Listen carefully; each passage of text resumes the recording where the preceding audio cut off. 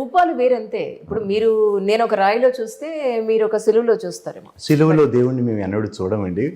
బాగోయ్ మీకు దండం పెడతా. మరి ఎక్కడ చూస్తారు మీరు అంజలి దేవుణ్ణి? గారు సిలువ దేనికి సాదృశ్యం అంటే త్యాగానికి సాదృశ్యం. సరే, మీరు ఎందులో దైవత్వం ఓకే, చూస్తారు చెప్పండి. ఎందులోని చూడమండి. ఫస్ట్ కమాండ్మెంట్ బైబిల్లో, మరి మీరు చదివారో లేదో తెలియదు, 10 ఆజ్ఞలు ఉంటాయండి.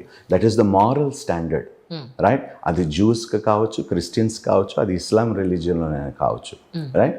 దీస్ మోనోథిజం రిలీజియన్స్ ఏవైతే ఉన్నాయో అందులోని ప్రాముఖ్యం ఏంటంటే do not worship the creation but worship the creator.